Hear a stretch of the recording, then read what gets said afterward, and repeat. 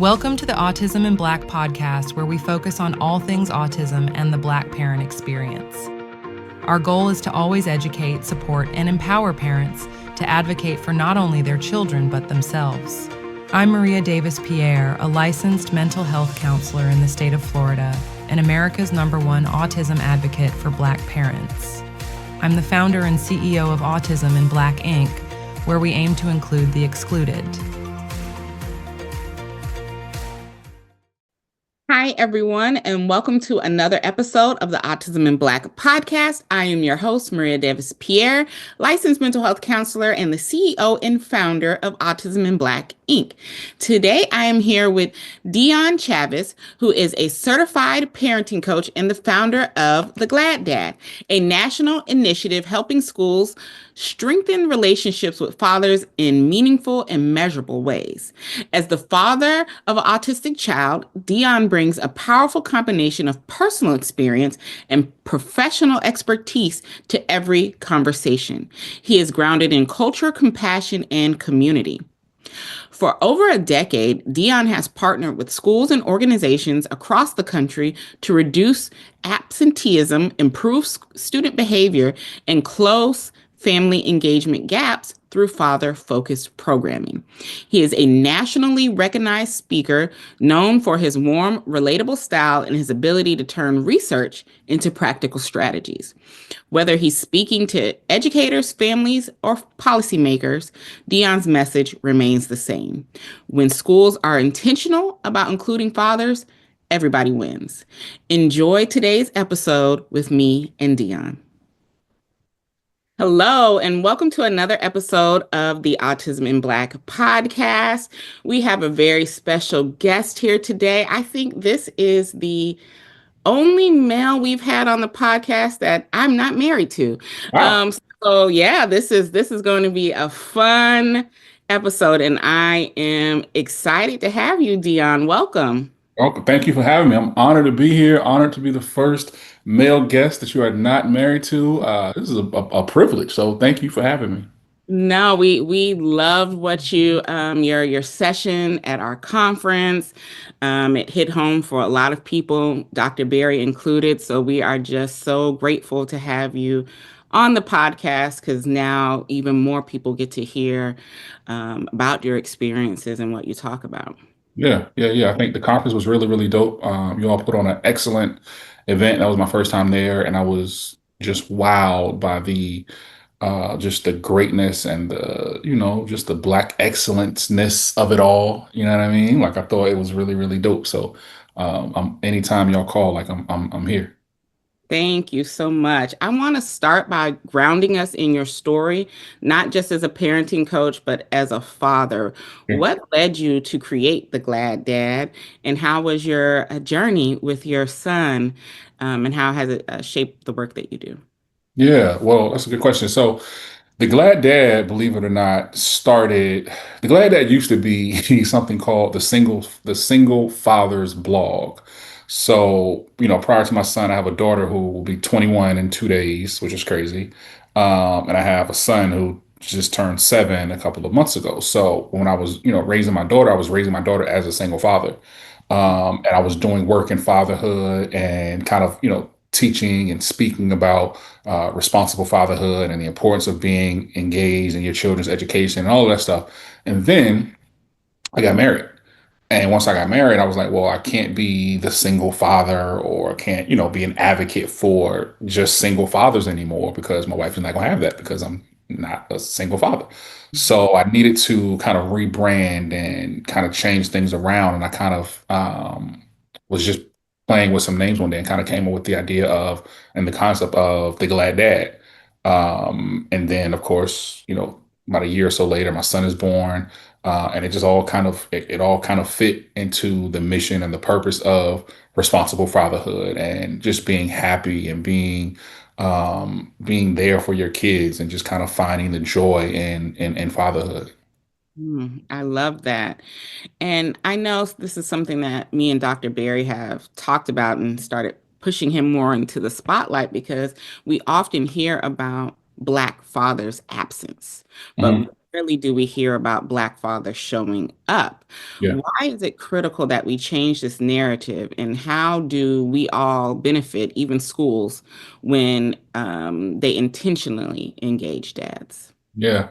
Well, I think that that narrative that Black fathers um, don't show up, Black fathers aren't involved, Black fathers aren't engaged, Black fathers are deadbeats, all of those things that we have historically seen just kind of perpetuated over time, it can have an effect on you, right? There's something called stereotype threat, where if you see something enough times, if the media portrays it to you enough time, like you start to believe it, and you start to believe that that's the reality, that you are a deadbeat, that it's not worth fighting for your kids, or your kids don't care if you're there or not. Like, it doesn't make a difference. So I think those stereotypes and those images and just things that we see and we hear have been going on for so long. I think that it's important for us to like begin to counteract those things, because we have to show, like, myself, men like Dr. Barry, other dads who are involved and engaged like in their kids' everyday life. Like, like we there every day, like from the wake up to the to the lay down and everything in between. Like, we there. I think it's important to show like that those types of dads exist. Like, we're there. We're present and we're active. Because if we don't show that, then folks tend to believe that the only thing is the alternative, and that is that all Black dads are deadbeats. And those same stereotypes and those same biases take place in schools, right? I do a lot of work with educators and with schools, and I have these conversations with them about the fact that oftentimes you bring your implicit biases about dads into the school, right? Into the classroom, into your interaction with dad. You may not, just because dad comes into the school and he drops his kids off and his pants might be sagging, you might think, oh, that dad's not worth engaging with. He's not worth even, keeping him up to date with what's going on with his child. It's not important. But we bring these implicit biases into the classroom, not even thinking about how it affects the students, right? Because we know that when dad is involved, when dad is engaged, outcomes improve. Kids are more likely to graduate. Kids are less likely to engage in drugs and alcohol. They're less likely to engage in, risky behaviors like sex and things like that. If dad is there. So, I think it's important for schools and educators and anyone who has a connection or a relationship with children to understand that you have to do everything that you can to be sure that dad is welcome and that he feels welcome, because the way that you engage with dad is totally different than the way that you're going to engage with mom. But you have to be sure that the table that is set, right, is set with dad in mind. Like, you're not just setting the table without even thinking about what dad needs or what can bring dad to the table. You're setting that table with dad in mind and with the needs of fathers at the top of mind. I love that. I know when our daughter was just transitioning into her middle school, I would just make Dr. Berry go to the oddest thing. So I'm like, they need to know she got a Black daddy in her life. Like, you just need to even sometimes like put your white coat on so they know that you don't play games out here in the streets. Like, Put your white coat on, right? Just pop in with your stethoscope, like, just so they know what's up. Like, right, you really gotta stop. I was like, no, because you don't understand. I've had people ask if our twins have the same dad. Like, it's just like the stereotypes and the bias that we have to deal with, of thinking that they don't have a father in their life, is just like ridiculous. So I'd be like, yeah, just put it on and come over and show these people that their daddy is here. bring your blood pressure monitor or something. Like, just whatever you got to do. Just pull up. I do, because those biases do hurt us. So I'm just glad that you really stated that with teachers, with educators, those biases come into the room and they really impact how they view the family unit, the Black family unit. And this makes me think about the common barriers. Like, what are some common barriers that you believe keep Black fathers from feeling welcome in these school spaces, and how do we help school break these down? Uh, I think that a lot of it is this is the Autism and Black podcast, so we can be frank.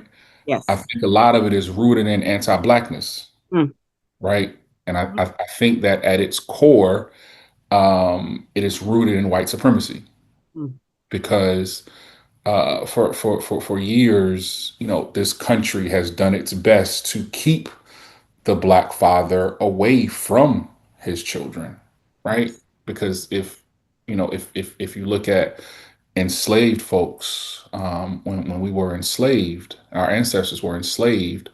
Um,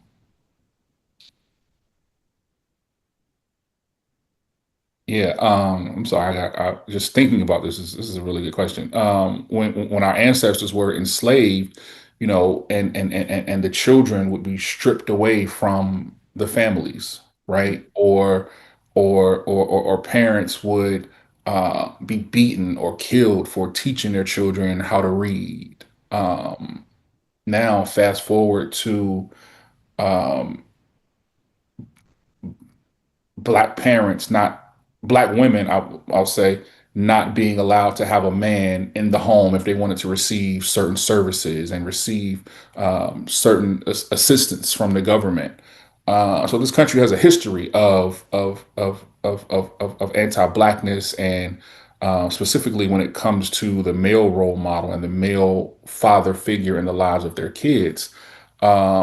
So I think those thoughts and those traits they've just been passed on, right? So those systemic issues that plague um, our societies in so many different areas, right? It of course is going to take place in the education system, right? Because that's our education system was built in this country on patriarchy and white supremacy, right? Mhm, mhm, So it, I mean, if you look at the ratio of teachers, and I don't know the data off the top of my head, but the number of teachers who are white in this country compared to the number of students who are black, I believe at one point it was an 80% disparity, right? There was 80% of the teachers in our public schools were white, compared to whatever the number of African American kids in the school system.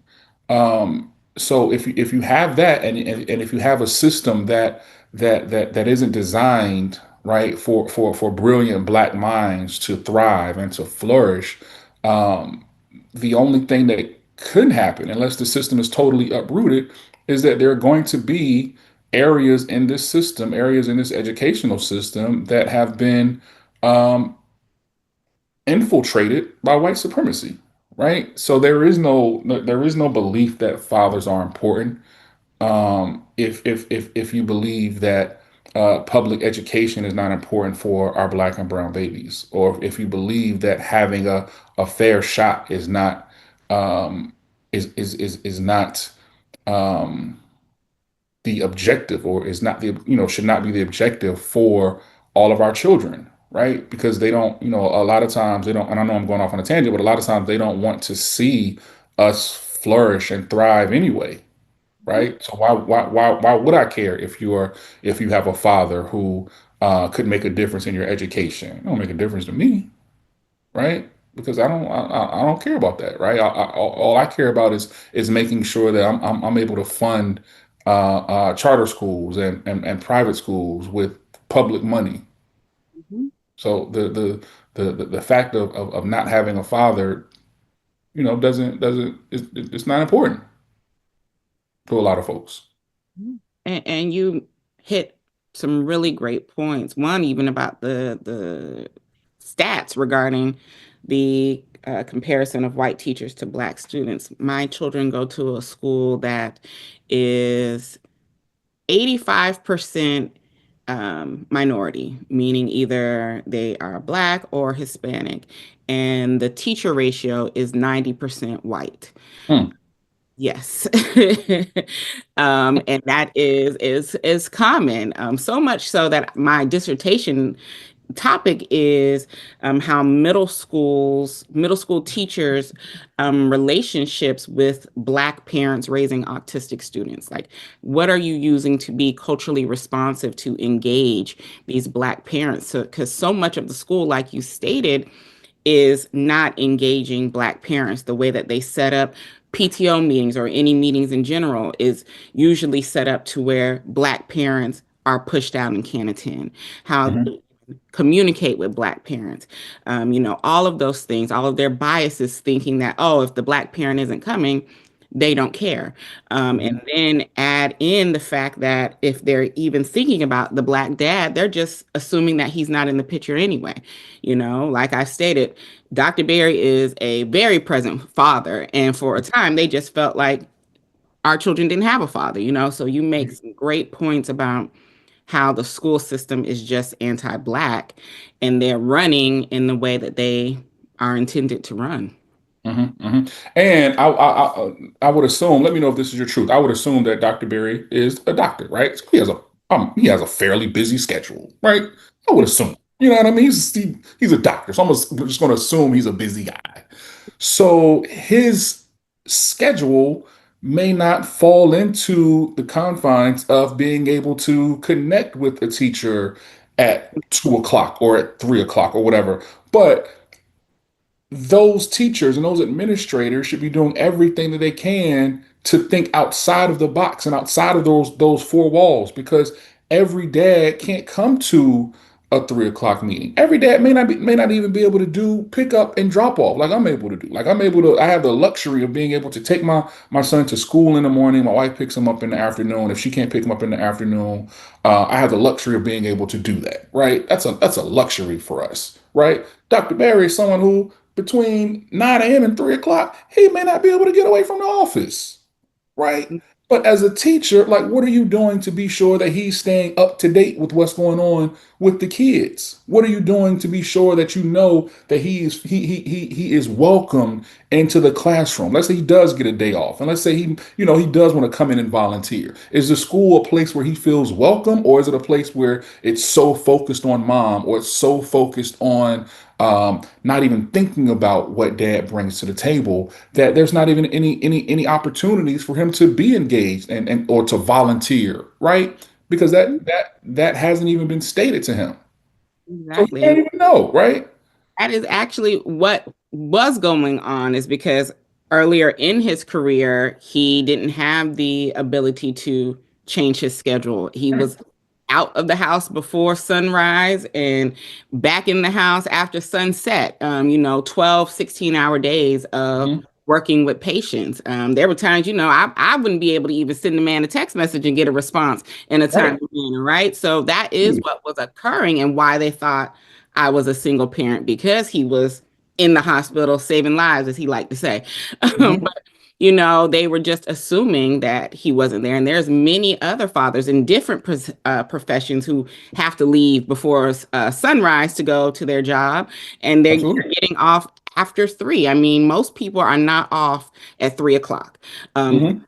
So it just proves the point of how with us, though, in our community, it's seen as, oh, the dad isn't there. There's no grace of, oh, the dad could be working or the mom Right. could be working. It's just, Sure. they ain't got no daddy. Yeah, no daddy. Right. That's it. That's That's it. that's it. That's all. And that really brings up my next point of how advocacy is often seen as the mother's role, Hmm. especially in IEP spaces. What Hmm. do you say to fathers who feel unsure or intimidated about stepping into that space? IEP is a it's a different ball game, right?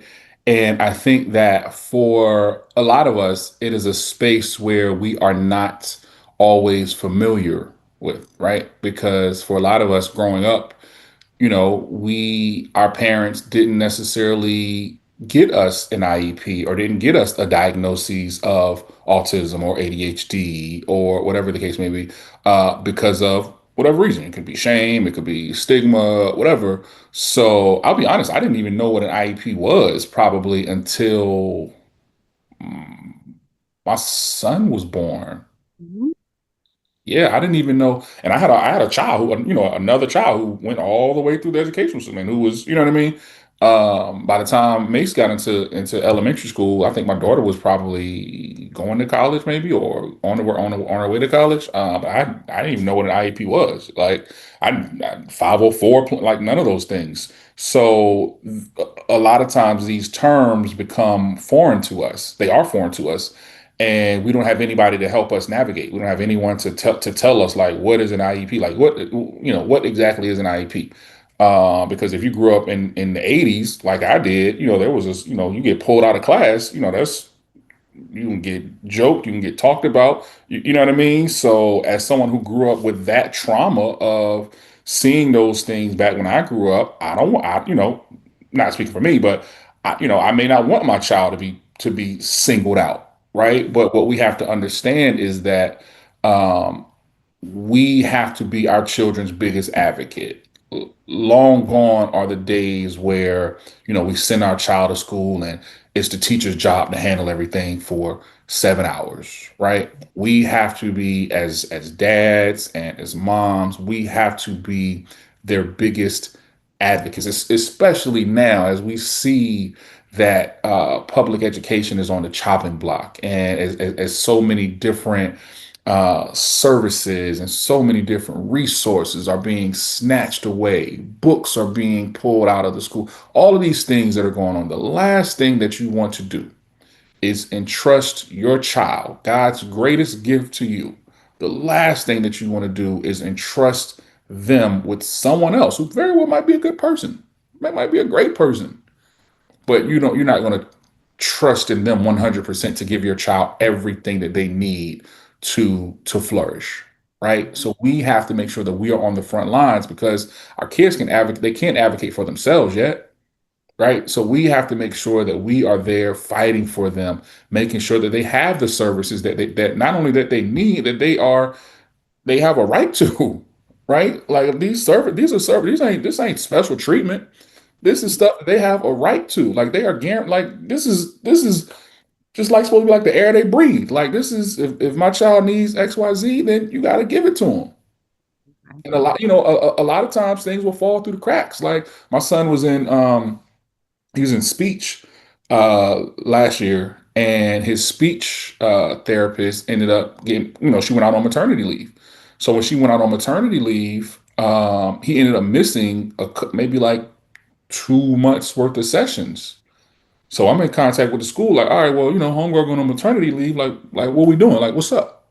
Mm-hmm. And these folks act like they didn't know the lady was pregnant.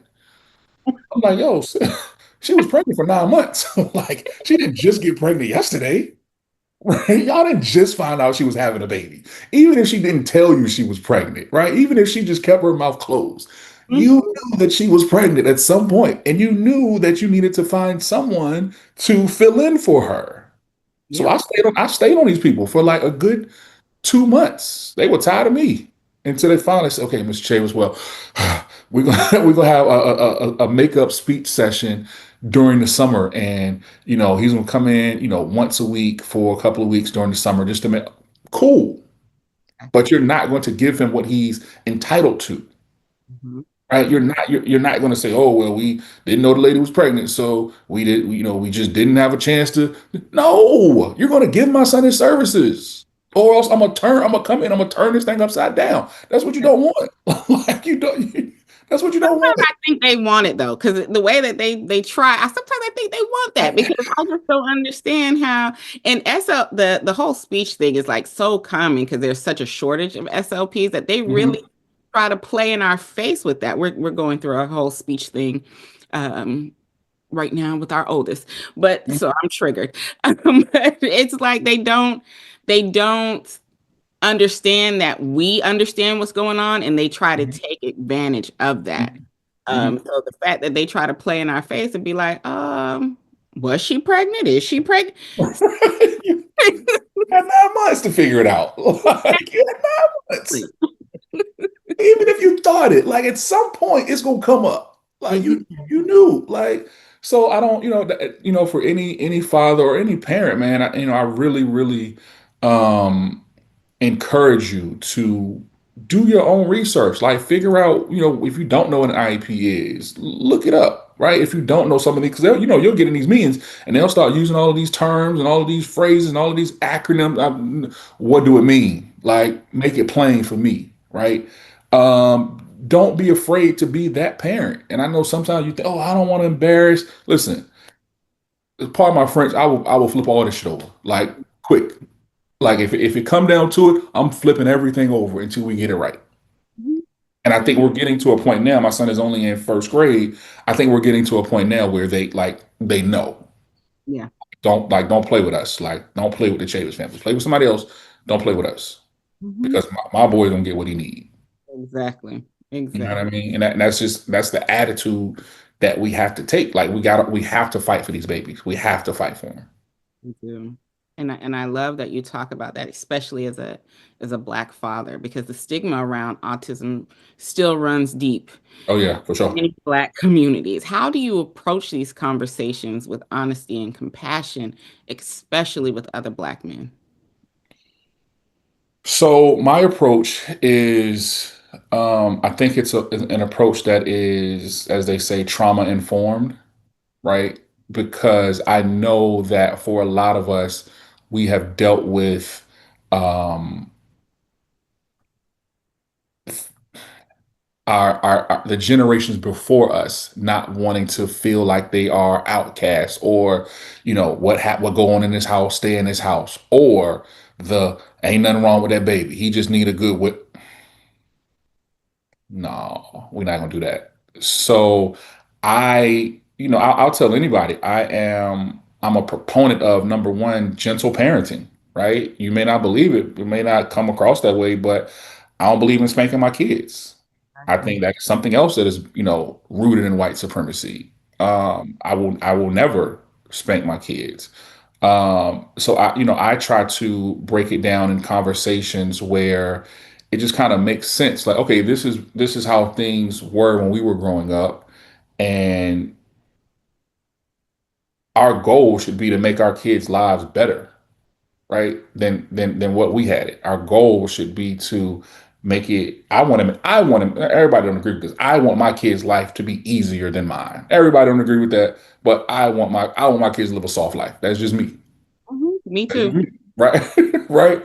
Um, and I think once you start having these conversations and you talk to brothers and you say, well, there's nothing wrong with getting your child the services and the help that they need, because we're so afraid of a label.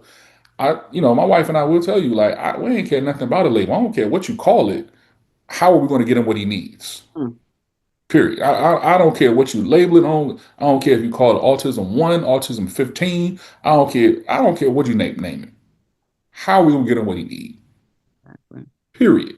Right, and that is the goal: getting our kids the services, the help that they need. And so many of us Black folks, when it comes to issues like this, we're still living in a time that is almost just antiquated. Right, a lot of us are living in a time where we didn't know that there were services to help us. I'll tell anybody, like if it was two people, and I think I said this at the conference. My son's his first speech therapist and Miss Rachel from YouTube.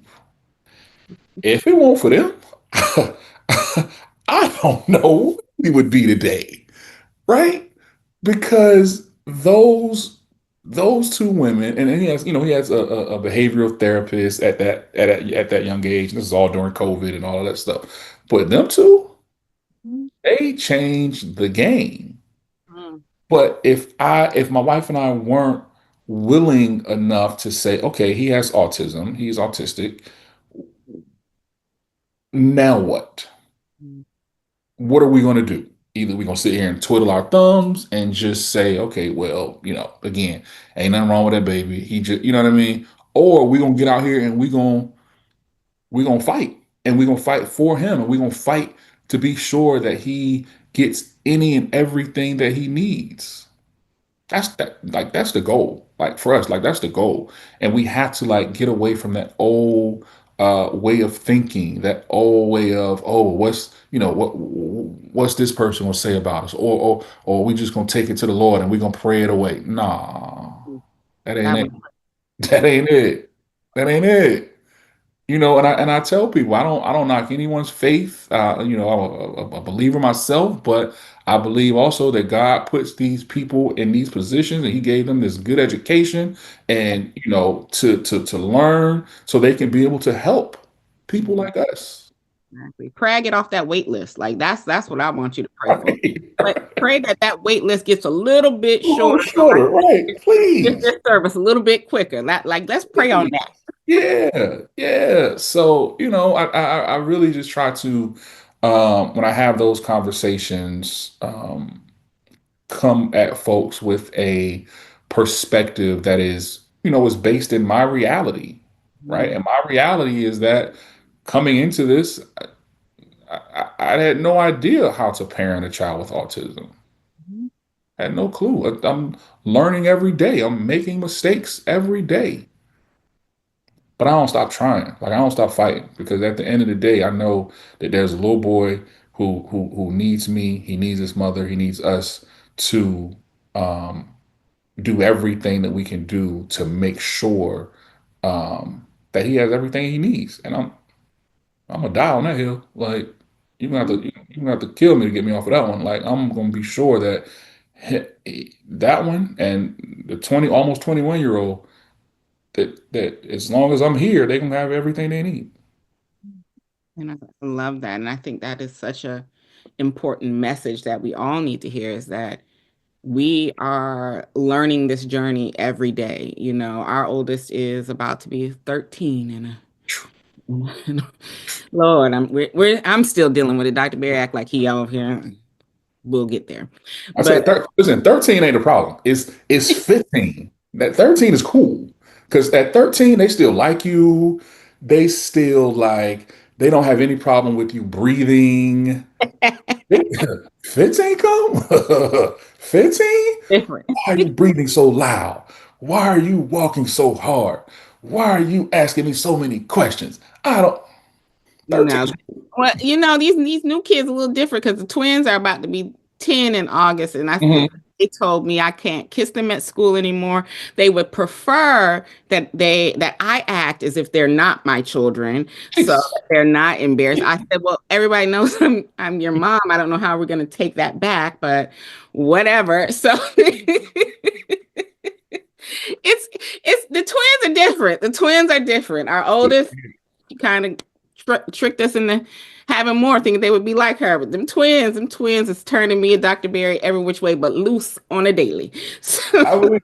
I believe it. I believe it. but yeah, I think the point is that we don't know. Like I don't know what it's like parenting a 15-year-old autistic girl because she's not 15.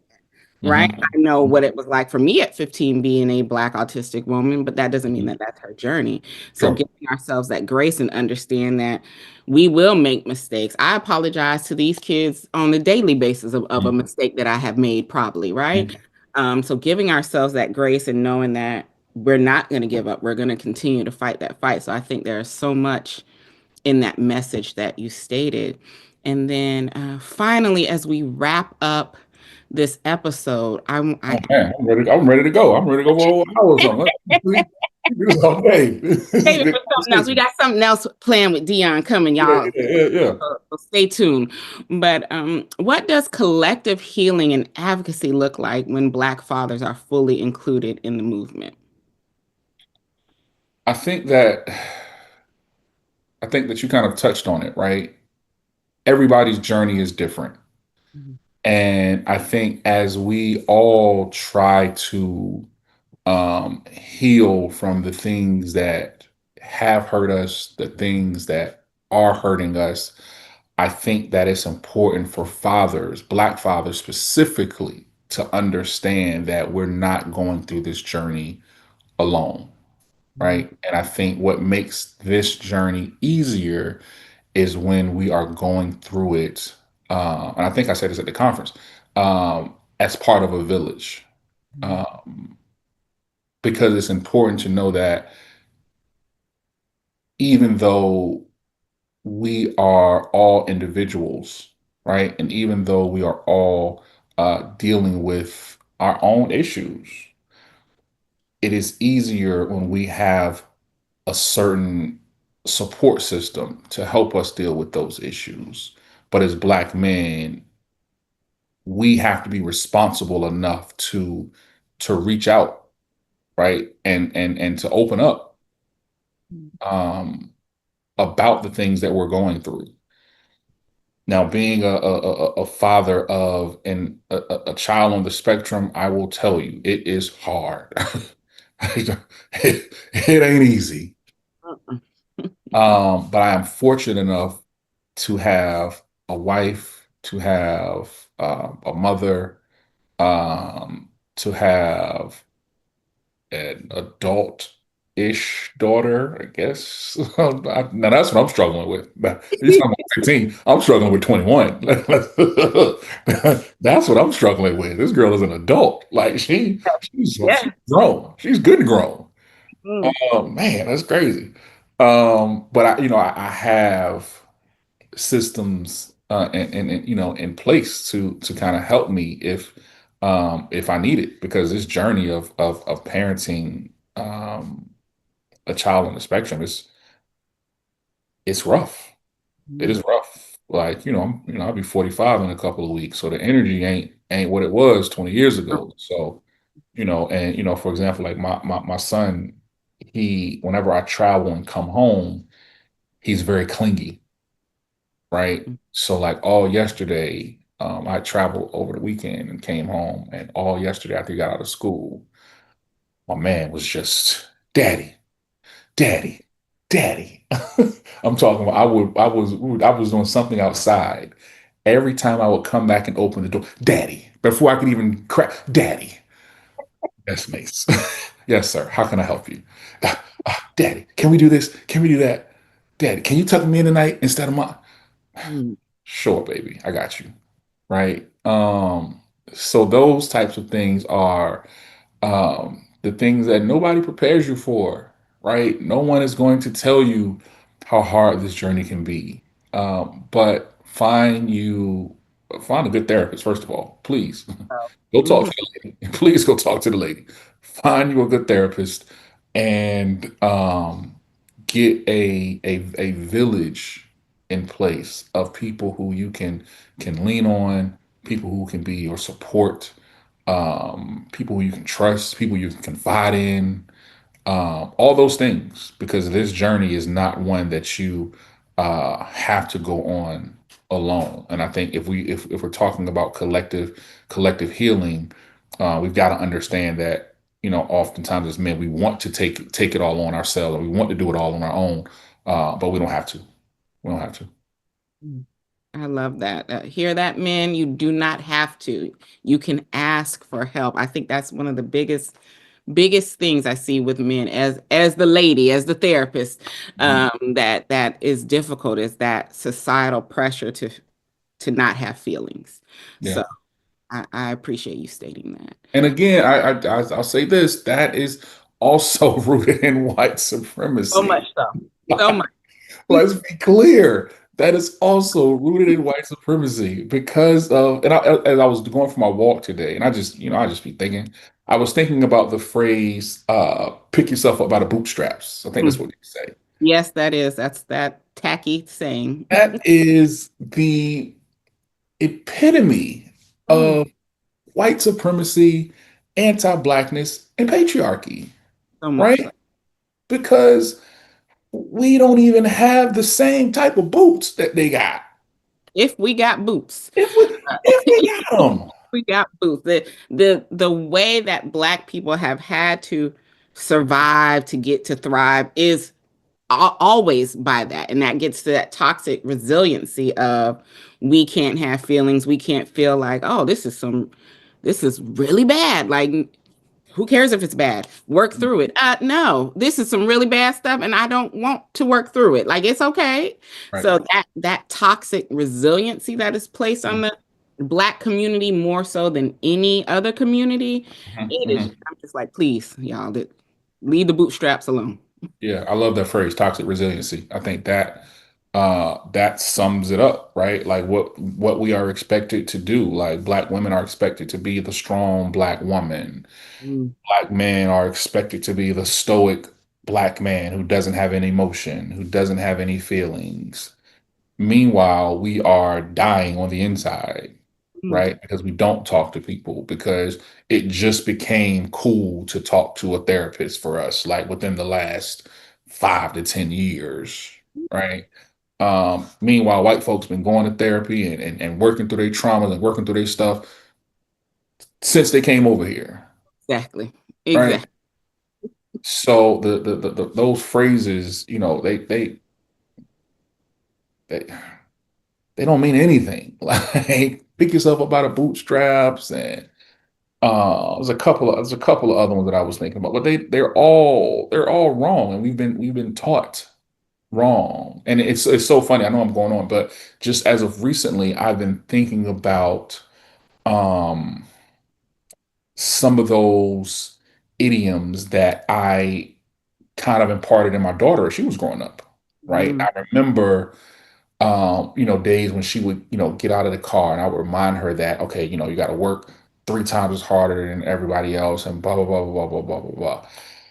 And as I'm thinking about it, I was like, I don't even know if I should have been saying that, right? Because we all know it's true, but even if you do work 3 times as hard, that doesn't mean you're going to go any further than the person who doesn't because of the way that these systems are set up and because of the way that things have been put in place to stifle your growth.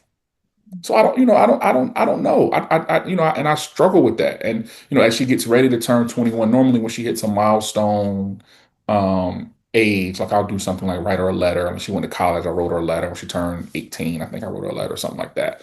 So I'm thinking about like as she turns 21, and just me kind of reflecting on my journey as a parent. Um, of course, we know we all were doing the best we could in the time that we were in with what we had. Um, but I don't know. I don't know if that approach was the best. I just mhm. don't know. You know what I mean? I mean, granted, she's a junior in college, and she just came back from London, and she's seen more of the world than I have, Mhm. right? Mhm. But just kind of reflecting. I I don't know. I don't have the answers, Doc. The awareness is the key, though, Mm, because we know that there are sometimes we probably said something that was what society states to us that we may have mhm. said to our kids, and like, oh, and it's not too late to be like, I said that, but forget I said that, Right. okay? Right. Because I shouldn't have said that. I got more clarity. I got more knowledge now. Yeah. Yeah. Shouldn't have said that. Because I mean that is something that is so true, but at the same time, again, I mean, I think the current times we are in with the current administration is showing us that we can work 15 times as hard, and somebody who hasn't worked Got it. at all can run the country. Mhm, mhm, mhm, mhm, So, mhm. yeah, I mean, it's just like, I said that, I thought on it, I reflected on it, and that was some faulty thinking that I had. So I've learned from that, and we gonna grow from that. Yeah. Like, I instead I should have been, I don't want to say preaching. I should have been imparting more wisdom about the importance of being a good person. Mm, Right. That and I think that's just where I am on this journey of a father. Like instead of, you know, trying to make sure that you knew the importance of hard work and that's going to get you to where you want to be. Are you a good person?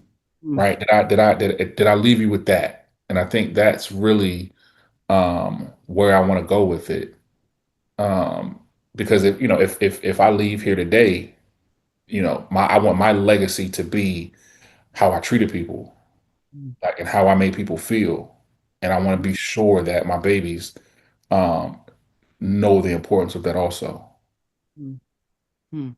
So, I haven't talked to my therapist this week, so I'm just, No, hey, listen, this is deep. This is what the people need to hear because it is real life, and it is stuff that we think about as parents. So thank you for sharing that transparent moment with us, because I'm sure others listening are having same thoughts about something they may have said for to their child, something they may want to do differently, and just knowing that it's not too late to change it Yeah.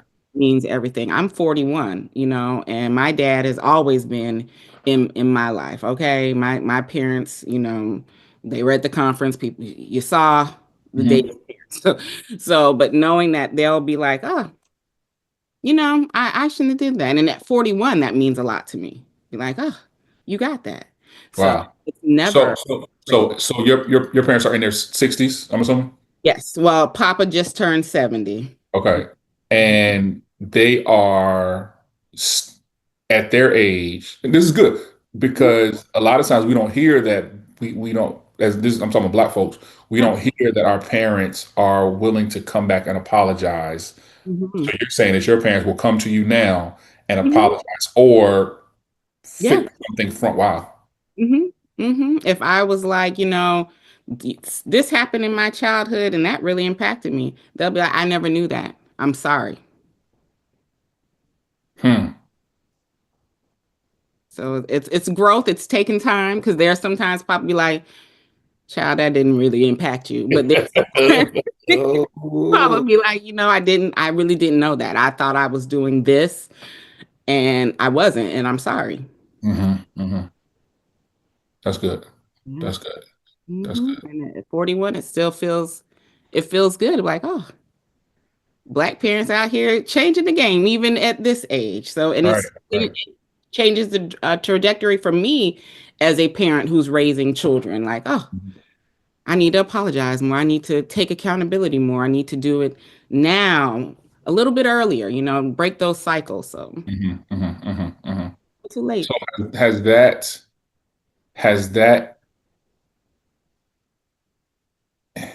I don't I, has that made you become more, I don't want to say self-aware, because a lot of the things that we do, like you said, you apologize every day, right?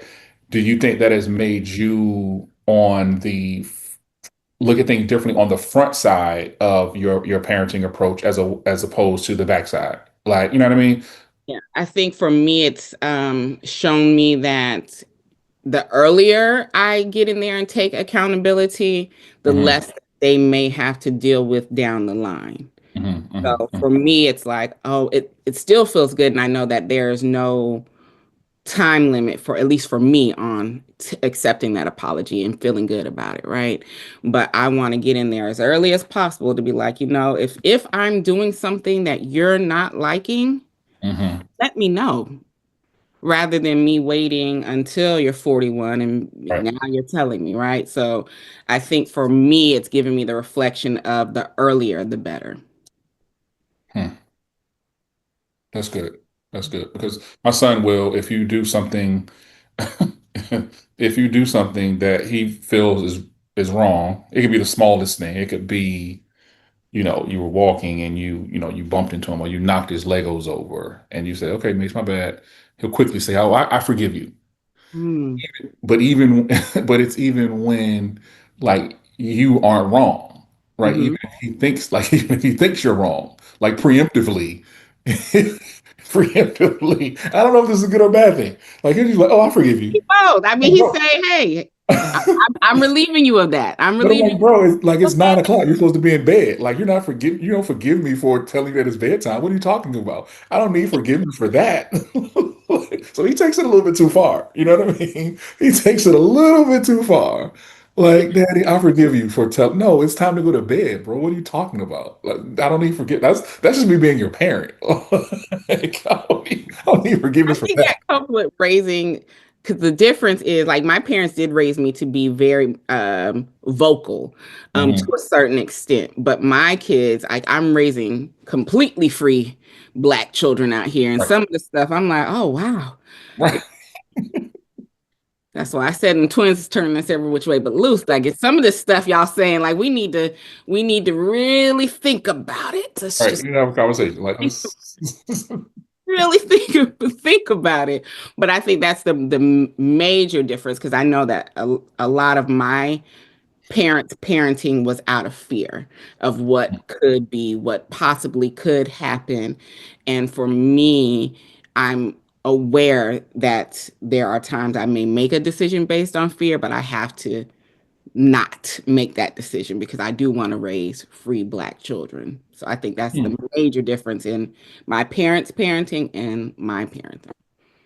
So even though, and I know we're going way over our time, but because this is a great conversation. So even when you say you parent out of fear, right? Because I feel like I parent out of fear sometimes, right?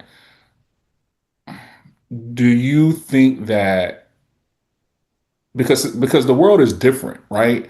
And I think when our parents parented out of their version of parenting out of fear was um for me as a son who was raised by a single mother, the fear of like, oh, I don't want my son to join a gang. I don't want my son to get out here and sell drugs. I don't want my son to do all of these things. I think my fear based parenting is like, I don't want you to go to this teen party, right? And this is what my daughter like because they could be shooting. Meanwhile, when I was 15, I was 16, I was in the kiddie club. You know what I mean?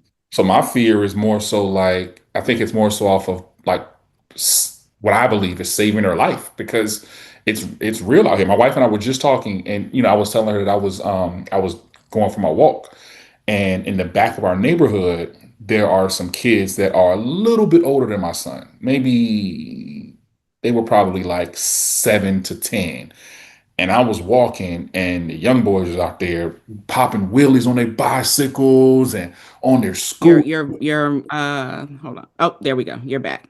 Go ahead. Okay, so I don't know how much you heard, but I bumped into some young boys in my neighborhood as I was going for my walk, and they're like popping wheelies on their bikes, no parents around. They on their scooters, racing up and down the street. They, doing all the things that young boys do.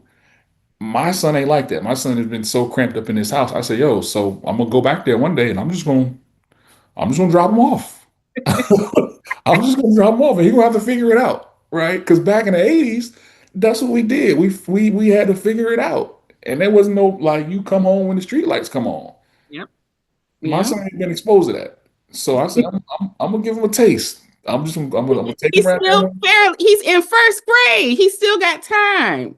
He does. He does. So, like on this side of our neighbor, it's like we don't have any kids his age over here. Like in the back of the neighborhood, like they got it popping back there. Like they lit. You know what I'm saying? They lit. They popping wheelies. Okay, yeah. We're going back there one day, and you just gonna have to figure it out. My wife was like, I oh, but think you think he's ready for that? I don't know, but we're gonna find out. actually that's the Black dad thing as well. Because Dr. Barry will be like, oh, Davis needs to do this, this, and this. I'm like, but he's just 9. Like, what? Like, stop. Let my I know, baby be. man. Oh, he gotta Like, get out he's there. not a baby. He's my baby. You gotta engage in some ratchet activities every now and then. Like every now and then, you gotta do some ratchet with your friends. That's just you got to. Oh my God. But yeah, I think that the parenting and the fear for me is mostly based on what are these people gonna do with my Black Yeah, disabled kids? Like, how are y'all gonna harm them today? yeah, Is where my fear gets in the way, and I may sometimes hold them back from doing something because of my fear when they're yeah, completely capable of going out and experiencing that and making decisions in that arena for themselves. yeah. I agree 100%. But I think my daughter going on this trip to London, kind of Ooh. uh, 10 days. I'm tracking the location That and fear everything. ever goes away because I've been married for 17 years. I have 3 kids, and Papa will still be like, I don't think you need to go here, here, and here. Like, I don't think that's a good idea for you. Sir, I literally have a man who is with me. Okay, nothing about that. Okay, nothing about that. Nah. Papa don't care. Papa was like, I don't think you need to do that. I get it. I get it. No, not my baby girl. No, sir. Exactly. So I was like, I'm not trying to hear none of that. I don't think that's a good idea. And I think you need to think on that a little bit. Yeah. I mean, this Europe trip opened my eyes, and a little bit that she has her own life and her own journey Mhm. that she has to live. But it's still scary. It's It still is. scary. It, Every it, every every part of it, like the plane rides were scary. Okay, like make sure that you don't like go off and like wander around. When she went to Amsterdam, I was like, don't go to the red light district. She had no idea what the red light district was. Like, I'm, I'm over here telling her stuff that she don't even and know. you giving her piquing her interest now because she got to Right, look it up. right. She was like, what's the red light district? Don't worry about it. Don't even worry yourself. No. So, yeah, that fear-based parenting, it's something that is hard to let go of. Like it's hard. I don't think I'll fully ever like release it. I don't think it's like I said. Papa will still he'll wake up if I told him like I said, oh, we're gonna go take an international trip, and Papa was on the phone the next day. I just don't. Nah. I'm not What? really feeling that. What? Stay right here. You good. You good. What do you need to go over there Not for? watching the news because he knows I Yeah, don't watch the news. You don't watch the news, and this is what the people are saying on the news. Papa, please. good. Stay right here. Stay at home. You're safe. Like, no, I get it. I get it, Papa. Like, I get it. I get it. I just want all my babies just to be right here with me. Like, just you don't need to go nowhere. Just stay here. We cool. We got food at the house. Like, we good. Exactly. That's exactly what Papa said. I'm gonna have to call Papa after this, see how he doing this Yeah, morning. call and check up on I love them. it. It's real. It is real out here. So let the people know where they can find you, how they can get in touch with you, how these schools can get you in there, Yeah. train them. Where can the people contact you at? You can visit my website, dionchavis.com. That has all of the information on it. I'm actually in the process on Father's Day. I'm going to launch some things on Father's Day that I think are going to be really, really dope for anyone who works with men, whether it be in a human services capacity, whether it be in a corporate capacity, you have men on your staff. I'm about to launch something on Father's Day that I think will be really, really really, really special. So yeah, DionChavis.com on social media at Glad Dad Dion, and LinkedIn is under Dion Chavis. And we'll have all of that in the show notes. Dion, thank you so much for being a guest. This has been a truly amazing conversation. I enjoyed every single bit of it. And we got to get you back at some point then to talk about some of those other things we haven't talked about. Yeah, for sure. I'm launching the Glad Dad podcast soon. I got ADHD. It's supposed to be soon. I got everything done. I just need to start doing it. I got like graphics and everything is ready to go, but I just need to get some folks on the show that some interviews done. So let's work out somewhere I can have you as a guest on that podcast. I think you and Dr. Berry. I think that'll be really dope. Let's do it. Thank you so much. And thank you all for listening in to another episode of the Autism in Black podcast. And we'll catch you on the next episode. If you haven't done so already, make sure to subscribe to our podcast so you can always be notified when a new episode drops. To get the resources shared on today's podcast and the show notes, make sure to go to autisminblack.org/podcast. Don't forget to share your takeaways from the show on your IG stories and Twitter using our official hashtag AIBpod so that we can find and share them. If you want to continue the conversation from today's episode, join our Autism in Black podcast Facebook community at facebook.com/group/AIBpod.